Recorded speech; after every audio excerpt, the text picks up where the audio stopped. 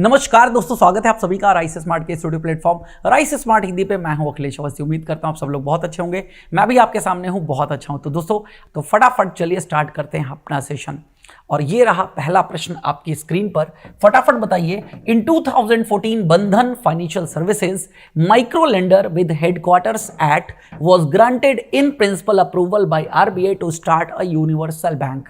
Basically आपसे यहां पर बंधन बैंक का हेडक्वार्टर पूछा जा रहा है। बंधन बैंक जिसके एस्टैब्लिशमेंट का कंफर्मेशन 2014 में मिला था। देखिए 2014 में दो प्राइवेट बैंकों का कंफर्मेशन मिला था, यानी कि दो यूनिवर्सल बैंकों का कंफर्मेशन दिया गया था। एक तो बंधन बैंक था और इसके साथ में एक और बैंक ओपन हुआ था जिसका नाम था आईडीएफसी। आईडीएफसी का पूरा फुल फॉर्म है infrastructure development and finance corporation. तो बेसिकली ये दो बैंक ओपन हुए थे और ये अभी क्या है, यूनिवर्सल बैंक, यानी कि इनकी भी सेम वैल्यू वैसी है जैसे कोटक महिंद्रा है, जैसे आईसीआईसीआई है, जैसे एक्सिस बैंक है। तो इसका हेडक्वार्टर कहां पर था? इसका हेडक्वार्टर था दोस्तों कोलकाता में। अभी भी इसका हेडक्वार्टर कहां पर है? कोलकाता में ही इसका हेडक्वार्टर है। तो बंधन बैंक अब बंधन बैंक बन गया है। पहले ये जस्ट एक एनबीएफसी थी, यानी कि नॉन बैंकिंग फाइनेंशियल कंपनी, अब ये बैंक के रूप में तब्दील हो चुका है। अगला प्रश्न ये रहा आपके सामने, Which of these is the correct reason for a good to be identified as a final goods? किसी वस्तु को अंतिम वस्तु के रूप में पहचाने जाने के लिए इनमें से कौन सा सही कारण है? अंतिम वस्तु की बात हो रही है। देखिए, हम फाइनल गुड्स की बात कब करते हैं? हमेशा एक डेफिनेशन आप पढ़ते हो, जीडीपी की अगर हम डेफिनेशन की बात करते हैं तो क्या कहा जाता है? GDP is the money value of all the final goods and services produced with in the boundaries of a country in a financial year. एक वित्तीय वर्ष में देश की सीमाओं के भीतर जितने भी वस्तु और सेवाएं उत्पादित की जाती हैं, अंतिम का मतलब यहां पर फाइनल गुड्स से क्या मतलब है, ये आपसे पूछा जा रहा है। हर जगह ये फाइनल गुड्स का मतलब क्यों आता है? देखिए, एक होते हैं फाइनल गुड्स, एक होते हैं इंटरमीडिएट गुड्स। तो बेसिकली यहां पर ये चार ऑप्शंस हैं। इसके अकॉर्डिंग फाइनल गुड्स से क्या मतलब है? क्या ये गुड्स ऐसा होता है जो कि कंज्यूमर के द्वारा by a consumer after purchase process नहीं किया जाता है? It can not be recycled or reused. It is in the last stage of the product life cycle. बिल्कुल भी नहीं। It is not further processed by a producer. तो yes, final goods का मतलब क्या हुआ? अब इसमें प्रोड्यूसर के द्वारा कोई भी प्रोसेस नहीं की जानी है। जैसे शोरूम में खड़ी हुई एक कार, अब जितनी भी प्रोसेस उसमें होनी थी निर्माता के द्वारा वो प्रोसेस कर चुका है, तो वो गुड्स क्या है? फाइनल गुड्स है। तो इसका सही ऑप्शन यही है, it is not processed further bye a producer. इसे किसी भी निर्माता द्वारा आगे संसाधित नहीं किया जाता है। लेकिन एक इंटरमीडिएट गुड्स होता है। तो इंटरमीडिएट गुड्स यानी कि जो अभी कंप्लीट नहीं हो पाया है, तो ये दो गुड्स की बात इकोनॉमिक्स में आप जरूर पढ़ोगे। फाइनल गुड्स यानी कि बाजार में बिक्री के लिए तैयार है, अब उस पर भी किसी भी प्रोसेस की कोई आवश्यकता नहीं है। अदरवाइज एक स्टेज होता है, हर एक स्टेज में किसी का फाइनल गुड्स किसी के लिए क्या होता है? रॉ मटेरियल के रूप में इस्तेमाल किया जाता है। तो फर्दर प्रोसेस नहीं किया जाएगा, यह है फाइनल गुड्स। और इसी फाइनल गुड्स की वैल्यू हमेशा ली जाती है, जिसके आधार पर आंकड़े निर्धारित किए जाते हैं। क्लियर हो गई होगी बात। अगला प्रश्न यह रहा आपके सामने, When the general interest rate reaches a very low level, which of the following statement will be correct? जब सामान्य ब्याज दर बहुत निचले स्तर पर पहुंच जाती है तो निम्नलिखित में से कौन सा कथन सही होगा? सामान्य ब्याज दर बहुत ही निचले स्तर पर पहुंच जाती है, यह प्रश्न आपसे पूछा जा रहा है। तो ब्याज दर जो निचले स्तर पर पहुंच जाती है उस समय इंसान क्या सोचेगा? तो ऑप्शंस आपके पास हैं। Most people will expect the interest rate to rise in future. अधिकांश लोग भविष्य में ब्याज दर बढ़ने की उम्मीद करेंगे। Most people will prefer to hold bonds. अधिकांश लोग बॉन्ड रखना पसंद करेंगे। Most people will speculate a further decline in the rate of the interest, यानी कि बहुत सारे लोग ये सोचेंगे कि इन फ्यूचर और रेट घटेगी। Any increase in the money supply will cause the interest rate to fall further. मुद्रा आपूर्ति में किसी भी वृद्धि से ब्याज दर में और गिरावट आएगी। दोस्तों, इसका जो सही ऑप्शन है वो ये, आप खुद सोचिए, आप अगर बाजार में ब्याज दर गिर रही है और आपका काम क्या है? बाजार में निवेश करना। ऐसे समय में आप निवेश नहीं करोगे जब ब्याज दर बहुत ज्यादा गिर रही होगी। उम्मीद करोगे कि ब्याज दर कब बढ़ेगी। ब्याज दर के बढ़ने की उम्मीद करते हैं लोग, क्योंकि जब चीजें डाउनफॉल, अब इकोनॉमी ही है, अर्थव्यवस्था जब डाउनफॉल में जाएगी तो आगे लोग इसके बारे में क्या सोचेंगे, इसके बढ़ने का प्रयास या बढ़ने का अनुमान लगाएंगे। तो वही बात है, most people will expect the interest rate to rise in the future, यानी कि भविष्य में वो ये उम्मीद करेंगे कि ब्याज दर बढ़ेगी, और ऐसा होता भी है, रियल में आगे चल करके ब्याज दर बढ़ती भी है। अगला प्रश्न ये रहा आपके सामने, which of the following schemes oblique programs is not related to micro finance type of initiatives. Which of the following schemes या programs is not related to micro finance type of initiative. Micro finance का मतलब होता है सूक्ष्म। Basically अब इस definition में बदलाव किया जा चुका है। वर्ष 2022 में इनमें कई guidelines reserve bank of India के द्वारा निकाली गई और एनबीएफसी एमएफआई ये कैटेगरी ही अलग कर दी गई। एनबीएफसी और एमएफआई यानी कि माइक्रो फाइनेंस इंस्टीट्यूशन, ये वो इंस्टीट्यूशंस होंगे जो नॉन डिपॉजिट टेकिंग होंगे। क्या होंगे? जो डिपॉजिट एक्सेप्ट नहीं करेंगे। Non deposit taking. Non deposit taking का मतलब यही है, ये जनता से किसी भी प्रकार की कोई जमा को स्वीकार नहीं करेंगे।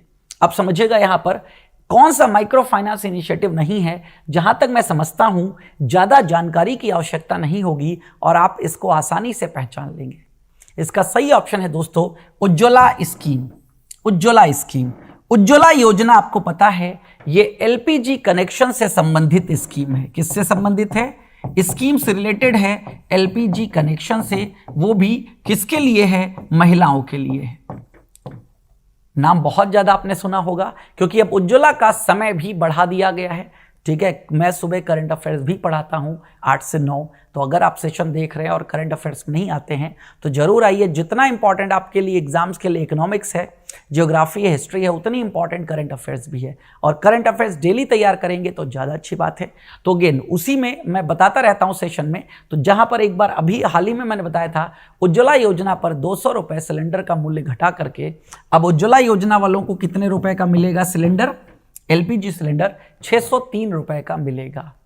ये स्कीम अभी हाल ही में लागू कर दी गई है और भी कनेक्शंस बांटे जाएंगे। खैर, तो उज्ज्वला नहीं है, जनधन योजना आप जानते ही हैं। जनधन योजना मोस्ट इंपॉर्टेंट योजना है। 28 अगस्त 2014 को इस योजना को लॉन्च किया गया था। इस योजना के अंतर्गत सरकार खाता खोलती है बैंक में। जो खाता खोला जाता है उसको बीएसबीडीए कहते हैं। एक्सीडेंटल इंश्योरेंस मिलता है यहां पर, एक्सीडेंटल इंश्योरेंस जिसकी वैल्यू है 2 लाख रुपए, बढ़ा दी गई है। ठीक है, देन अगेन यहां पर आपको एक ओवरड्राफ्ट सुविधा भी मिलती है। ओवरड्राफ्ट सुविधा जो कितने की है? 2000 रुपए, सॉरी 10,000 रुपए की है। इसको डबल कर दिया गया है, डबल। तो डबल करके ये कितने की हो गई है? ये 2000 रुपए की हो गई है। सॉरी 2000 फिर लिख दिया मैंने, 2000 नहीं है। इसका जो सही ऑप्शन है दोस्तों वो है 10,000 रुपए। बढ़ा करके कितनी कर दी गई है? 10,000 कर दी गई है। 10,000। तो ये ओवरड्राफ्ट, ये कुछ था। जीविका प्रोजेक्ट इसके पहले चलता था। इंदिरा क्रांति पाथम प्रोग्राम, ये भी माइक्रो फाइनेंस से ही संबंधित प्रोग्राम था क्योंकि शुरू से ही फोकस रूरल एरियाज पे किया जा रहा है और रूरल एरियाज में आपको पता है किसान रहते हैं, उन किसानों के लिए ही इन योजनाओं को लागू किया गया था। आगे, which of these is related to public good. इनमें से कौन सार्वजनिक वस्तुओं से संबंधित है? देखिए, दो तरीके के गुड्स आते हैं। एक को बोलते हैं पब्लिक गुड्स, एक को बोलते हैं प्राइवेट गुड्स। पब्लिक गुड्स यानी कि सार्वजनिक वस्तुएं, प्राइवेट गुड्स यानी कि निजी वस्तुएं। पब्लिक गुड्स जो हैं वो सभी के लिए समान यूजेस के लिए होते हैं और बेसिकली वो फ्री होते हैं। जैसे ऐसे समझ लीजिएगा कि आपके मोहल्ले में एक पार्क होगा, वो पार्क सभी के लिए है और फ्री है, तो वो क्या है? सार्वजनिक वस्तु है। और प्राइवेट, मान लीजिए आप अपने घर के अपने बंगले में कोई पार्क डेवलप करते हैं तो वो कैसी है? वो प्राइवेट पार्क है। या कोई कॉमर्शियल कंपनी एक बहुत बड़ी म्यूजियम पार्क वगैरह बनाती है ना, तो देखते हो वो टिकट चार्ज करती है या नहीं, तो वो प्राइवेट गुड्स होते हैं, यानी कि उन पर किसी का निजी अधिकार है, तो वो सार्वजनिक नहीं है, सभी के लिए नहीं होते हैं। और सरकार के द्वारा डेवलप की गई वस्तुएं सभी के इस्तेमाल के लिए होती हैं। तो सार्वजनिक वस्तुओं में ऑप्शंस देखिए फटाफट क्या है। The principle of excludability is applicable to its consumption. Excludability तो होता ही नहीं है, क्योंकि यहां तो इंक्लूडेबिलिटी होता है, सभी को समाहित करना। सरकार का उद्देश्य क्या है? सबका साथ सबका विकास। तो there is a clear link between the producer and consumer which occurs through the payment process, बिल्कुल भी नहीं। ठीक है, क्लियर लिंक नहीं होता है, कोई मतलब नहीं।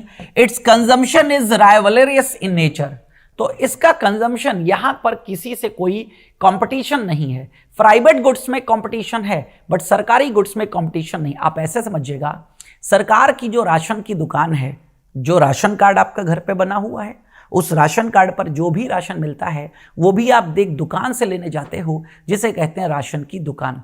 क्या उसका कंपटीशन किसी और दुकान के साथ है? बिल्कुल भी नहीं है कंपटीशन। ठीक है, वो अकेली है और वही है। लेकिन प्राइवेट में, बाजार में जब आप कोई सामान खरीदने जाते हो तो आप जिस भी दुकान पे सामान खरीदने जाते हो उसके आसपास बहुत सारी दुकानें आपको मिलती हैं, तो वो क्या है? कंपटीशन है। ठीक है, राइवलरीज है, प्रतिद्वंदिता है, यहां पर बिल्कुल भी नहीं है। इसका सही ऑप्शन है दोस्तों D, there is a possibility of free ridership in its consumption, यानी कि इसके उपभोग जो है वो फ्री राइडर यानी कि फ्री है। तो D is the right option. अगला प्रश्न ये रहा आपके सामने, the village and small scale industries committee is also refers to as the, ग्राम और लघु उद्योग समिति को भी कहा जाता है। स्मॉल स्केल इंडस्ट्रीज को प्रमोट करने के लिए एक समिति का निर्माण किया गया था। भारत में बहुत सारे कार्यों के लिए बहुत सारी समितियां बनी हुई हैं। तो बेसिकली लघु स्मॉल स्केल इंडस्ट्रीज क्या होती हैं? तो जो छोटे लेवल पर कार्य करती हैं, जैसे अचार बनाने वाली कंपनी, ये सब, इनको वर्तमान में स्मॉल स्केल इंडस्ट्रीज ना कह के एक प्रॉपर कैटेगरी इनको दी गई है जिसे हम MSME के नाम से जानते हैं, micro small and medium enterprises. MSME के नाम से अब हम वर्तमान में इसे जानते हैं। तो स्मॉल स्केल इंडस्ट्रीज में अगर मैं बात करूं तो जितने भी छोटे छोटे उद्योग धंधे हैं, कैंडल बनाने की बात कर लो, पिकल बनाने की बात कर लो, डेयरी वाला है, ये सब स्मॉल स्केल इंडस्ट्रीज में ही आते हैं। तो इनको बढ़ाने के लिए एक समिति बनाई गई थी जिसका नाम था करवे कमेटी या करवे समिति। तो बेसिकली ये करवे नाम क्यों दिया गया था? ये करवे नाम दत्तात्रेय गोपाल करवे, जो कि समिति के अध्यक्ष थे, इनके नाम पर दिया गया था। वर्ष 1955 में इसकी स्थापना की गई थी। उस समय स्मॉल स्केल इंडस्ट्रीज ही बोलते थे क्योंकि उस समय MSME का कोई कंफर्मेशन नहीं था। MSME एक्ट कब आया है? MSME एक्ट आया है 2006 में, तब जाकर के इनके लिए एक शब्द इस्तेमाल किया गया है जो है एंटरप्राइजेस। इसके पहले यह शब्द इनके लिए नहीं था। लघु उद्योगों के विकास के लिए 1955 में करवे समिति की स्थापना की गई थी, जैसा कि मैंने आपको बताया यहां पर। क्लियर है बात? तो हमें पता चल गया कि करवे समिति की स्थापना किस काम के लिए की गई थी। अब एक बात और बता दूं, यहां पर एक जो व्यक्ति का नाम आया आपके सामने, महालनोबिस के बारे में भी कई बार प्रश्न पूछा गया है।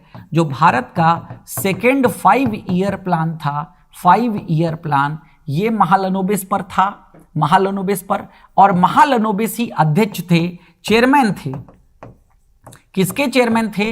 ये चेयरमैन थे national income committee. National income committee जो राष्ट्रीय आय समिति बनी थी, जिसका नाम देश की राष्ट्रीय आय की गणना करना था। तो नेशनल इनकम कमेटी ये 1949 में बनी थी। इसके अध्यक्ष किसको बनाया गया था? महालनोबिस को बनाया गया था। तो कुछ मोस्ट इंपॉर्टेंट जो नाम था वो मैंने आपको बता दिया है। चलिए आगे बढ़ते हैं अगले प्रश्न की ओर। यह रहा अगले प्रश्न, विच of the following is the qualitative measures of credit control used by reserve bank of India.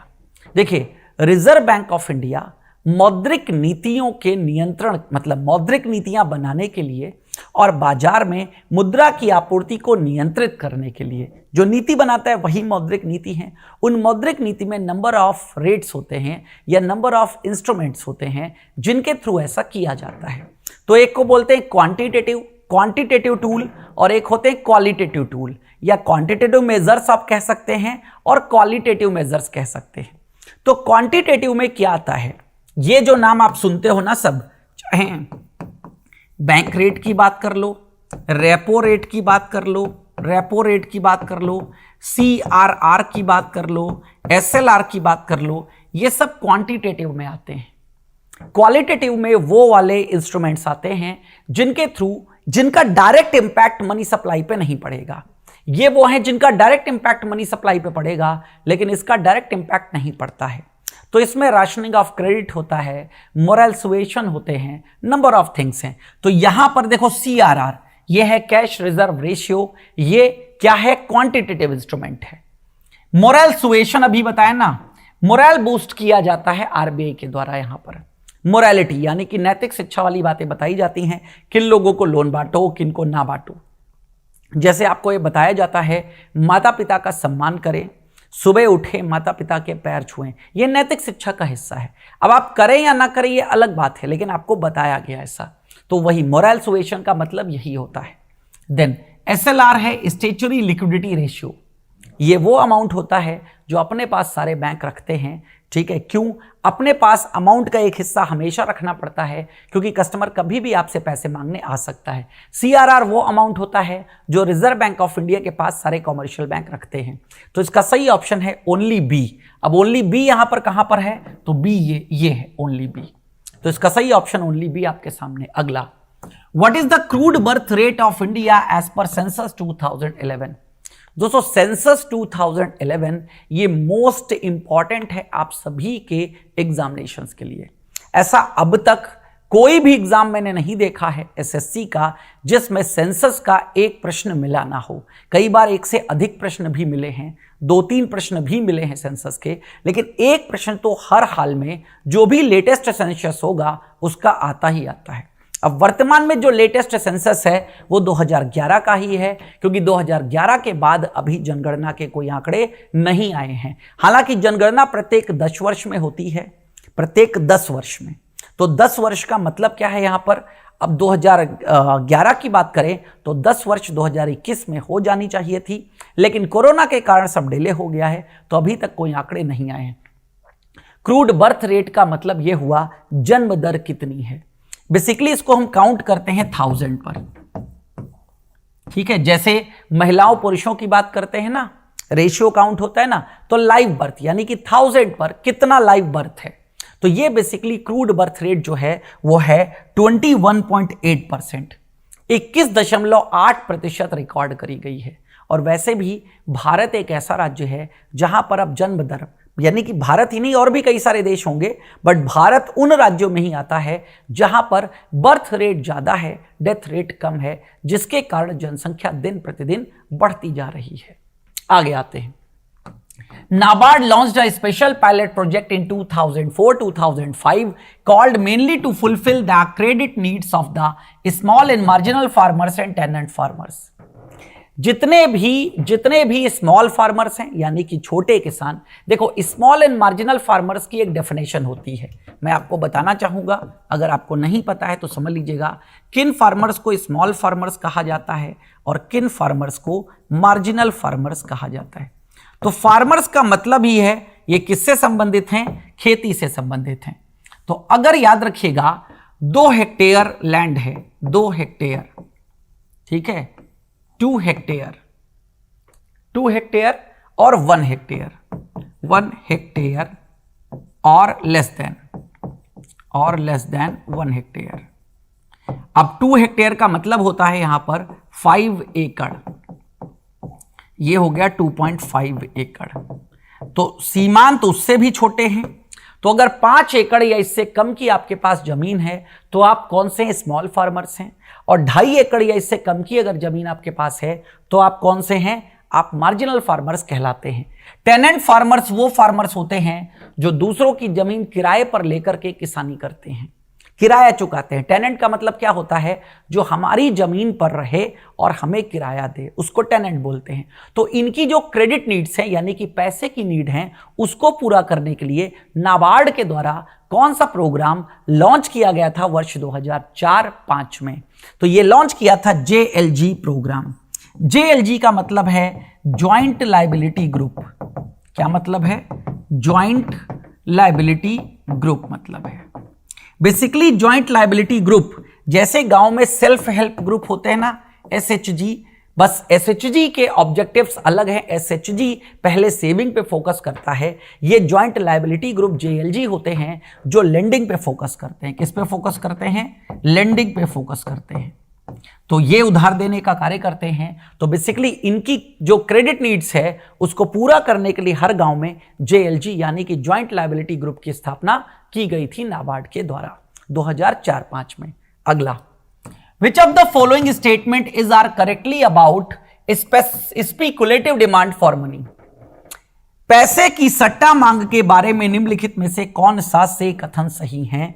ठीक है, समझिएगा पैसे की सट्टा मांग क्या है, यानी कि स्पेकुलेटिव डिमांड फॉर मनी। देखिए मनी आप ऐसे समझिए, आपके पास अगर पैसा है, मेरे पास पैसा है या नहीं है, दोनों बातें। पहले बात समझते हैं, पैसा है तो मैं कैसे बाजार में बिहेव करूंगा। देखिए मेरे पास पैसा है तो मुझे निवेश करना है, तो निवेश करते समय मैं क्या चाहूंगा, मैं चाहूंगा इंटरेस्ट रेट अप होनी चाहिए, यानी कि ब्याज दरें बढ़नी चाहिए। जब ब्याज दरें बढ़ेंगी तो मुझे अपने पैसे पर ब्याज दर ज्यादा मिलेगी। जब ब्याज दर बाजार में ज्यादा मिल रही होती है तब लोग अपने पास पैसा कम रखते हैं, बाजार में ज्यादा रखते हैं। वही जब सिचुएशन जस्ट अपोजिट आती है, यानी कि बाजार में मंदी होती है, इंटरेस्ट रेट बिल्कुल डाउनफॉल में आ रही होती हैं, तो लोग ये एक्सपेक्ट करते हैं कि इन फ्यूचर प्राइजेस बढ़ेंगे, जैसा कि अभी पिछले वाले प्रश्न में बताया था। तो इन फ्यूचर प्राइजेस बढ़ेंगे, ये एक्सपेक्टेशन हमारी रहती है, हमारी एक्सपेक्टेशन होती है। तो ये जो प्राइस बढ़ेंगे वाला सिस्टम है, तब तक कोई भी पैसे को निवेश नहीं करता है, अपने पास पैसा रखते हैं, यानी कि लोगों के पास लिक्विडिटी की मात्रा बढ़ जाती है। यह है स्पेकुलेटिव डिमांड, यानी कि पैसे की मांग कब बढ़ेगी, कब घटेगी, किस तरीके से बिहेव करेगा। तो ये बेसिकली आपसे पूछा जा रहा है, इसमें से कौन सा स्टेटमेंट करेक्ट है? ये करेक्ट है दोस्तों, it is relatively elastic, relatively interest elastic. देखिए इलास्टिक का मतलब है, इलास्टिसिटी बेसिकली चेंज से बात कही जाती है, यानी कि कितने प्रतिशत ब्याज दर बढ़ी तो कितने प्रतिशत पैसा जो है उसकी मांग बढ़ी या घटी। ठीक है, यह बात यहां पर बताई जाती है। तो यह मोर इलास्टिक होती है, अगर ब्याज दर बढ़ेगी तो बाजार में निवेश जो है वो बढ़ेगा। तो ये रिलेटिवली क्या होती है, इंटरेस्ट इलास्टिक होती है, यानी कि ब्याज पर आधारित होती है। तो पैसे की मांग घट जाएगी अगर ब्याज दर ज्यादा है, पैसे की मांग बढ़ जाएगी अगर ब्याज दर कम है। ठीक है, देन आगे बढ़ते हैं। विच of these is not a flow concept? निम्नलिखित में से कौन सी प्रवाह अवधारणा नहीं है? फ्लो कॉन्सेप्ट का मतलब है जहां पर एक जगह स्थिर ना हो चीजें, उनका एक फ्लो चलता रहे, आप उसको कंप्लीट काउंट नहीं कर सकते हो। जैसे नेशनल इनकम जो निकल करके आती है, वो क्या रियल में देश के पास है? नहीं है, वो एक फ्लो है। सेम एज अगर हम अपनी वेल्थ निकालते हैं, जैसे ऐसे समझिएगा, मुकेश अंबानी जो बड़े बड़े अमीर लोग हैं, इनका जो वेल्थ है ये इनके शेयर प्राइस से तय होता है। ठीक है, जो कंपनी का वैल्यूएशन है, वैल्यूएशन बढ़ेगा या घटेगा, दोनों बातें। इनका शेयर प्राइस बढ़ेगा या घटेगा, तो बढ़ेगा तो बढ़ोतरी आएगी, घटेगा तो घट जाएगा यहां पर। तो फ्लो कॉन्सेप्ट कौन सा इनमें से नहीं है? तो देखिएगा, जैसे प्रॉफिट ऑफ अ कॉर्पोरेशन, तो कॉर्पोरेशन यानी कि किसी भी निगम का लाभ कम ज्यादा होता रहता है और एक कॉन्टिन्यूअस प्रक्रिया है, चलती रहेगी। तो ये फ्लो है। Output of produced by a firm, एक फर्म के द्वारा जो आउटपुट प्रोड्यूस किया गया है, यानी कि जो फाइनल प्रोडक्ट बना के तैयार किया गया है, वो भी घटता बढ़ता रहेगा, वो भी एक फ्लो कॉन्सेप्ट है।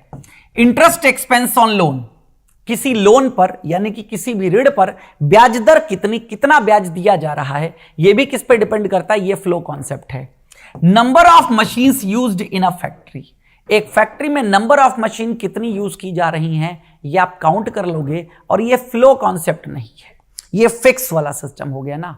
तो फ्लो कॉन्सेप्ट कौन सा नहीं है? तो D is the right option, number of machines used in factory. अगला, which of the following statements is true? इनमें से कौन सा स्टेटमेंट सही है? पहला देखिएगा, higher inflation means lower real GDP, ceteris paribus. Ceteris paribus एक फ्रेज है, इसका मतलब है, ये जो लाइन लिखी है इसका जस्ट अपोजिट भी कर सकते हो। जैसे कि हायर इन्फ्लेशन की जगह अगर मैं ये लिख दूं, lower inflation means higher real GDP, तो ये भी सही होगा। इसका जस्ट अपोजिट कर दो, ये इसका मतलब होता है।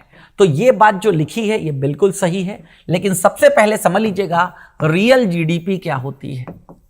रियल जीडीपी और नॉमिनल जीडीपी ये दो कॉन्सेप्ट होते हैं ये, और इन्हीं से निकल करके आता है मनी मल्टीप्लायर।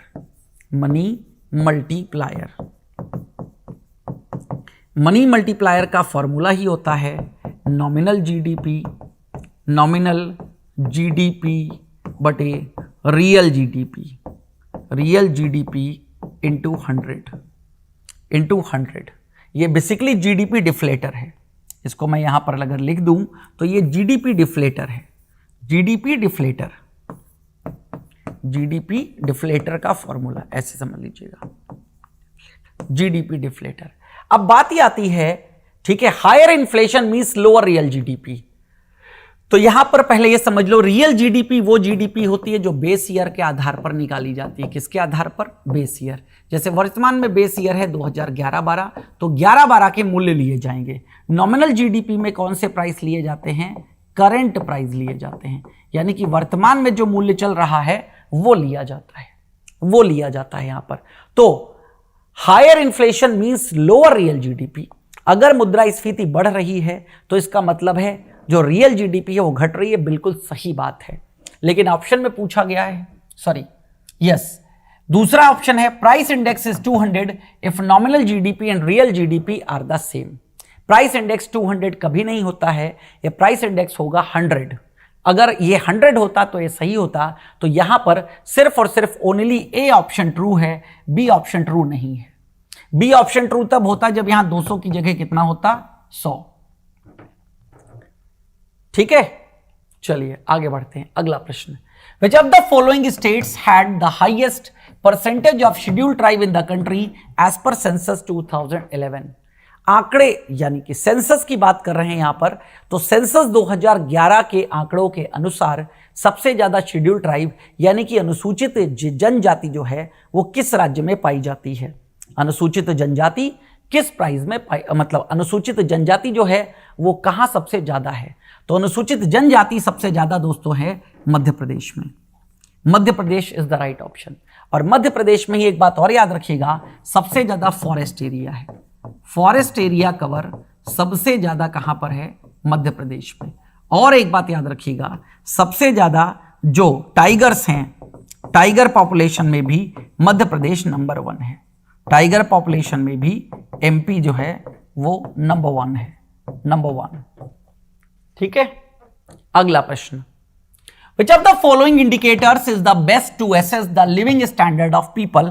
लोगों के जीवन स्तर का आकलन करने के लिए निम्नलिखित में से कौन सा संकेतक सबसे अच्छा है? लोगों के जीवन स्तर का आकलन। तो जब जीवन स्तर के आकलन की बात हो रही है तो समझिएगा, लिटरेसी रेट से क्या जीवन स्तर पता चलेगा? कोई व्यक्ति कितना पढ़ा लिखा है इससे उसके जीवन स्तर का पता चलेगा? नहीं पता चलेगा। Then physical quality of life index, जीवन की भौतिक गुणवत्ता सूचकांक, यही सही ऑप्शन है। फिर है नियोनेटल मॉर्टेलिटी रेट यानी कि नवजात मृत्यु दर, इससे पता चलेगा? लिविंग स्टैंडर्ड बिल्कुल भी नहीं। मैटरनल मॉर्टेलिटी रेट यानी कि मातृ मृत्यु दर, मातृत्व मृत्यु दर कह लीजिए या मातृ मृत्यु दर, तो सही ऑप्शन है B, physical quality of life index. Physical quality of life index में कौन कौन से इंडिकेटर्स लिए जाते हैं वो भी मैंने आपको बता दिया है, देख लीजिएगा। बेसिकली ये 3 इंडिकेटर्स पर आधारित होती है। एक है ह्यूमन वेलबींग यानी कि मनुष्य कैसा है, human wellbeing. Then literacy rate यानी कि साक्षरता प्रतिशत। फिर है life expectancy and infant mortality rate. तो लाइफ एक्सपेक्टेंसी यानी कि जीवन प्रत्याशा और इन्फेंट मॉर्टेलिटी रेट, यानी कि यहां पर physical quality of life index में ये सभी चीजें ऑलरेडी क्या हैं? शामिल हैं। अगला प्रश्न, Which of the following is not an example of fiat money in India? निम्नलिखित में से कौन सा भारत में प्रादिष्ट मुद्रा का उदाहरण नहीं है? बेसिकली प्रादिष्ट मुद्रा वह मुद्रा होती है जिसको वहां की सरकार के द्वारा कंफर्मेशन दिया गया हो। किसके द्वारा? वहां की सरकार के द्वारा कंफर्मेशन दिया गया हो, जिसे हम लीगल टेंडर के नाम से जानते हैं। किस नाम से जानते हैं? बेसिकली लीगल टेंडर के नाम से जानते हैं। तो लीगल टेंडर भारत में नोट और कॉइन है। तो यहां 500 करेंसी नोट है लीगल टेंडर, 200 रुपए का बैंक चेक, ये चेक लीगल टेंडर नहीं है। तो चेक जो है ये एग्जाम्पल नहीं है किसका? फिएट मनी का। 20 रुपए का सिक्का भी एग्जाम्पल है, 10 रुपए का सिक्का भी इसका एग्जाम्पल है। कौन सा एग्जाम्पल नहीं है? तो वो कौन सा एग्जाम्पल नहीं है यहां पर? 200 रुपए के बैंक का चेक एग्जाम्पल नहीं है। अगला प्रश्न, Based on the recommendation of which committee was the creation of a separate category for NBFCs operating in the microfinance sector NBFC MFI done? अभी आपको बताया था NBFC MFI, इसकी नई गाइडलाइंस वर्ष 2022 में पब्लिश की गई थी। NBFC MFI का मतलब हो गया non banking financial company micro finance institutions.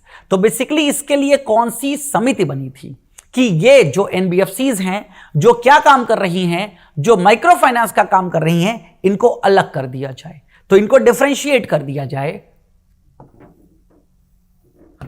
तो ये बात जो है मालेगाम समिति की सिफारिशों के आधार पर लागू की गई थी। किसके आधार पर?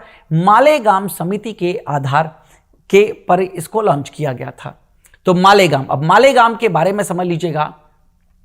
मालेगाम समिति, NBFC MFI के लिए मालेगाम समिति का निर्माण किया गया था। अगला प्रश्न, विच of these is not a characteristics of free enterprise economy? Free enterprise economy का मतलब क्या है दोस्तों? फ्री एंटरप्राइज यानी कि मुक्त बाजार व्यवस्था है बेसिकली फ्री एंटरप्राइज इकोनॉमी, जहां पर बहुत ज्यादा रिस्ट्रिक्शंस ना हो, सरकार का इंटरफेरेंस ना हो, जो इकोनॉमी ऐसी हो जो कैपिटलिज्म पर बेस्ड हो, ना कि सोशलिज्म पर। तो देखिएगा पहला प्रश्न क्या है, decision are based on the forces of demand and supply, क्या इसको फ्री एंटरप्राइज कहेंगे? Then factor rewards are based on the productivity of factors of publication. अगला, all economic decisions are taken by the economic planners, economic decisions are regulated by the market. तो economic decisions market के द्वारा regulate कहां पर होते हैं? Capitalism में। यहां पर क्या है, जो इकोनॉमिक प्लानर्स होते हैं वही इकोनॉमी को प्लान करके चलाते हैं। तो इसका सही ऑप्शन क्या है दोस्तों? सही ऑप्शन है इसका C, all economic decisions are taken by the economic indicators. अगला प्रश्न, which regulatory body overseas micro finance institution in India? भारत में विदेशी माइक्रो फाइनेंस संस्थानों के लिए कौन सी नियामक संस्था है? यानी कि माइक्रो फाइनेंस को भी इंडिया में रेगुलेट कौन करता है? माइक्रो फाइनेंस को भी इंडिया में रेगुलेट करने का काम किसका है? जल्दी से बताइए। तो रेगुलेट करने का काम जो है दोस्तों वो रिजर्व बैंक ऑफ इंडिया का ही है, RBI, reserve bank of India का ही ये काम है। अगला, आइडेंटिफाई द फॉल्स स्टेटमेंट, असत्य कथन को पहचाने, इनमें से सत्य का है? RBI decides the bank rate for the economy, RBI decides the bank rate for the economy, बिल्कुल सही है। Reserve bank of India bank दर को निर्धारित करता है, बैंक दर जो कि मॉनेटरी पॉलिसी का हिस्सा है। अगला, SEBI conducts open market operation to regulate money supply in the economy. False statement, SEBI conducts open market operation, ठीक है। तो सेबी ओपन मार्केट ऑपरेशन को कंडक्ट करता है, यह आपसे पूछा जा रहा है? बिल्कुल भी नहीं। ओपन मार्केट ऑपरेशन को कंडक्ट करने का काम RBI का है, RBI का है। अगला, RBI prints the 100 rupee currency note, बिल्कुल सही बात है। 100 रुपए की करेंसी नोट को RBI प्रिंट करता है। Ministry of finance issues 1 rupee coin, बिल्कुल सही बात है। 1 रुपए का सिक्का वित्त मंत्रालय तय करता है। फॉल्स स्टेटमेंट के बिहाफ पर देखिए, पहला भी स्टेटमेंट क्या कह रहा है? RBI decides the bank rate for the economy. Economy के लिए जो लिखा है ये गलत है, डिसाइड तो RBI ही करता है बट इकोनॉमी के लिए नहीं, for commercial banks, for commercial banks, ठीक है। तो आइडेंटिफाई द फॉल्स स्टेटमेंट, ये भी बात लिखी थी। तो ये ए तो सही है, बैंक रेट कौन डिसाइड करता है? RBI, चाहे इकोनॉमी के लिए डिसाइड करे या कॉमर्शियल बैंक, अल्टीमेट रिलेशंस तो किसके लिए है? इकोनॉमी से ही है ना। तो फॉल्स स्टेटमेंट इनमें से कौन सा है? फॉल्स स्टेटमेंट है दोस्तों ओनली बी फॉल्स स्टेटमेंट है। सेबी नहीं, ओपन मार्केट ऑपरेशन जिसके अंतर्गत प्रतिभूतियों का क्रय विक्रय किया जाता है वो रिजर्व बैंक ऑफ इंडिया ही करता है मनी सप्लाई को रेगुलेट करने के लिए। अगला प्रश्न, Which of the following statement is are true regarding the green revolution? यानी कि हरित क्रांति के संबंध में निम्नलिखित में से कौन सा कथन सत्य है या है, मतलब एक से ज्यादा है। तो ग्रीन रेवोल्यूशन पहला है, the term green revolution was coined by sir William God, बिल्कुल सही बात है। हरित क्रांति का जो नाम दिया गया था वो सर विलियम गॉड के द्वारा नाम दिया गया था। Norman Borlaug held the father of green revolution, बिल्कुल, US एग्रीकल्चरल साइंटिस्ट थे, नाम था इनका नॉर्मन बोरलॉग, ये कहां से थे? अमेरिका से। और ग्रीन रेवोल्यूशन के ये फादर कहे जाते हैं भारत में। अगला, M S Randhawa is called the father of green revolution. तो एम एस रंधावा नहीं दोस्तों, M S Swaminathan, M S Swaminathan, M S Swaminathan. तो मिसेस एम एस रंधावा की जगह क्या हो गया? एम एस स्वामीनाथन की बात आ गई यहां पर। इनको ग्रीन रेवोल्यूशन के फादर कहा जाता था। तो अकॉर्डिंग टू द दिस, ठीक है, which of the following statement is are true regarding. सही कौन कौन से हैं? तो पहला सही हमने जाना, दूसरा सही हमने जाना। तो सही ऑप्शन क्या होगा इसका? बी होगा, ओनली 1 and 2। ऐसे प्रश्न एग्जाम्स में अब आपके पूछे जाते हैं। अगला, who gave the concept of money illusion for the first time. मुद्रा भ्रम की अवधारणा सबसे पहले किसने दी थी? इसकी मैं आपको बता देता हूं, सही ऑप्शन है Irving Fisher. Irving Fisher, Irving Fisher ने सबसे पहली बार मनी इल्यूजन का कॉन्सेप्ट दिया था। देखिए, इल्यूजन का मतलब क्या है? इल्यूजन का मतलब है कुछ ऐसा हो रहा है जो होते हुए हम प्रोसेस तो नहीं देख पा रहे हैं, लेकिन कुछ चमत्कार, जैसे जो जादू जादू दिखाता है ना, वो इल्यूजन्स होते हैं। इल्यूजन्स कि आपको लगता है ऐसा हुआ है, वो वही चाहता भी है, लेकिन रियल में वैसा नहीं होता है। तो इरविंग फिशर ने मनी इल्यूजन का कॉन्सेप्ट दिया था। इस कॉन्सेप्ट में आखिर है क्या? देखिए, आज अगर मैं आपसे कहूं मैं आपको 1000 रुपए देता हूं, आज मैं 1000 रुपए आपसे दे रहा हूं, आपको दे रहा हूं, ठीक है।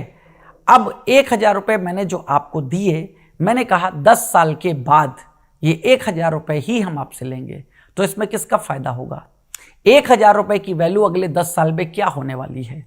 कम होने वाली है ना, बढ़ने वाली नहीं है, कम होने वाली है। तो अगेन यही मनी इल्यूजन है, जब हम इन्फ्लेशन को काउंट नहीं करते हैं। किसको काउंट नहीं करते हैं? इन्फ्लेशन यानी कि मुद्रास्फीति को काउंट नहीं करते हैं, देन वैल्यू दिखाते हैं, तो इसको हम मनी इल्यूजन के नाम से जानते हैं। यानी कि जो रियल जीडीपी है वो मनी इल्यूजन है, जो नॉमिनल जीडीपी है वो मनी इल्यूजन नहीं है। अगला, what is the rationale behind why one is ready to hold a 10 rupee coin. 10 रुपए का सिक्का हर कोई ले लेता है, इसके पीछे की क्या मान्यता है? तो बहुत सिंपल सी बात है यहां पर, it is backed by the issuing authority, इसलिए लोग ले लेते हैं। इसके बैकिंग में कौन है? यानी कि सपोर्ट किसका मिला हुआ है? यहां पर सपोर्ट मिला हुआ है इशुइंग अथॉरिटी, जिसने उसको इशू किया हुआ है। अगला देखिएगा, according to the census of India 2011, which state in India has the highest female literacy rate. इनमें से वह कौन सा राज्य है जिसकी फीमेल लिटरेसी रेट सबसे ज्यादा है? तो फीमेल लिटरेसी रेट के मामले में भी सबसे ज्यादा कौन है? केरला। देखिए, 2011 की जनगणना के अनुसार ओवरऑल पॉपुलेशन की बात करें तो वो थी 121 करोड़, 121 करोड़। अब इसमें अगर हम हाईएस्ट की बात करें, यानी कि सबसे ज्यादा पढ़े लिखे लोग कहां थे, हाईएस्ट की अगर हम बात करते हैं, ठीक है, हाईएस्ट किसकी? हाईएस्ट यानी कि लिटरेसी रेट, तो हाईएस्ट किसकी है दोस्तों? केरला की है, केरला की। लोवेस्ट की बात करें, लोवेस्ट की अगर बात करते हैं तो ये कौन सी है? हाईएस्ट तो हो गई केरला, लोवेस्ट लिटरेसी रेट किसकी है? बिहार की है, बिहार की है। तो अकॉर्डिंग टू द सेंसस 2011 क्या है? हाईएस्ट फीमेल लिटरेसी रेट ये कितनी है?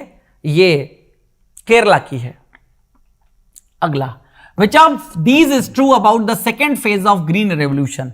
हरित क्रांति के दूसरे चरण के बारे में इनमें से कौन सा सत्य है? दूसरे चरण की बात हो रही है, तो दूसरे चरण के बारे में यहां पर सत्य है कि again it was introduce, again क्या है यहां पर? It covered the period of the 1980s। तो यस, बिल्कुल सही बात है, 1980 का पीरियड ये कवर करता है, 1980 का।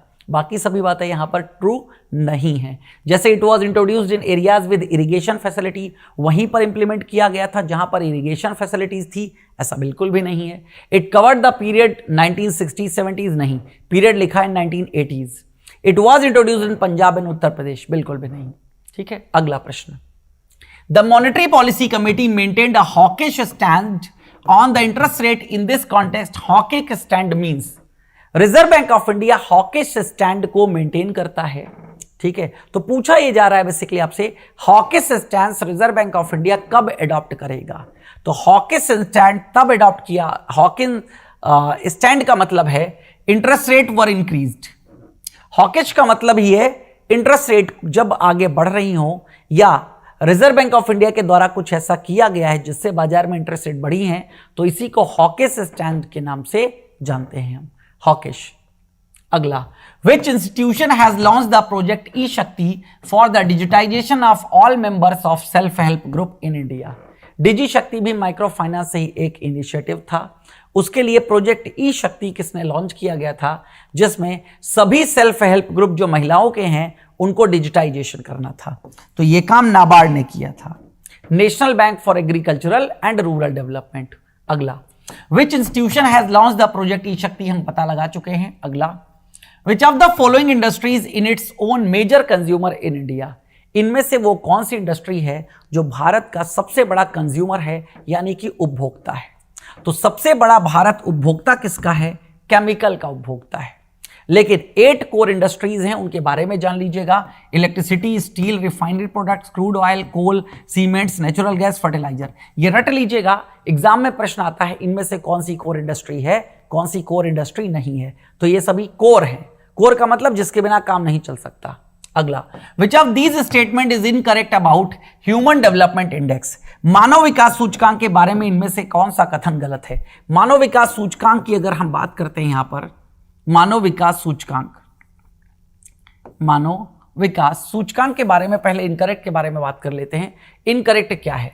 तो the level of education represented in HDI, बिल्कुल। It uses per capita GDP of a country. Human development index अपने आंकड़े निकालने के लिए पर कैपिटा GDP की बात नहीं करता है, क्योंकि GDP की बात इकोनॉमिक ग्रोथ में होती है, इकोनॉमिक डेवलपमेंट में हम GDP की बात नहीं करते हैं। तो ध्यान रखिएगा, इसका सही ऑप्शन क्या है? B, it uses the per capita income. आगे ये आप देख सकते हैं, यहां पर ह्यूमन डेवलपमेंट इंडेक्स का मैंने बनाया हुआ है पूरा का पूरा ह्यूमन डेवलपमेंट इंडेक्स। तो लॉन्ग 3 इंडिकेटर्स होते हैं, long and healthy life, then होता है नॉलेज, देन होता है a decent standard of living. तो क्योंकि हम लॉन्ग एंड हेल्दी लाइफ में लाइफ एक्सपेक्टेंसी की बात करते हैं, नॉलेज यानी कि शिक्षा में हम एक्सपेक्टेड ईयर्स ऑफ स्कूलिंग की बात करते हैं, मॉनेटरी सिस्टम की बात करते हैं, ठीक है। जब स्टैंडर्ड ऑफ लिविंग की बात करते हैं तो GNI पर कैपिटा की बात हम यहां पर करते हैं। और एक बात और, 132 नंबर रहा है भारत की रैंक ह्यूमन डेवलपमेंट इंडेक्स 2021-22 में। अगला प्रश्न ये रहा आपकी स्क्रीन पर, जल्दी से बताइए। According to the census of India 2011, what is the decadal population growth rate? Decadal यानी कि दशकीय वृद्धि दर क्या है? दशकीय वृद्धि दर, तो दशकीय वृद्धि दर है 17.7%। 17.7% की पॉपुलेशन बढ़ रही है प्रत्येक 10 वर्षों में। अगला, which of the following is the best estimate of the total borrower by the government? सरकार ने कुल कितना उधारी ले रखा है, इसका बेस्ट कंफर्मेशन कहां से मिलेगा? तो बेस्ट कंफर्मेशन दोस्तों फिस्कल डेफिसिट से प्राप्त होता है। किससे प्राप्त होता है? फिस्कल डेफिसिट, यानी कि कर की बात कर रहे हैं यहां पर, तो अगेन फिस्कल डेफिसिट से ही प्राप्त किया जाता है। तो उम्मीद करता हूं आज का सेशन आपको पसंद आया होगा, ठीक है। और ऐसे ही सेशंस जो इसके पहले किए हैं वो भी पूरा देख लीजिएगा। तो ऐसे ही प्रश्नों के साथ हम फिर आपके लिए मिलेंगे अगले सेशन में। तो अभी दीजिए हमें इजाजत। Thank you.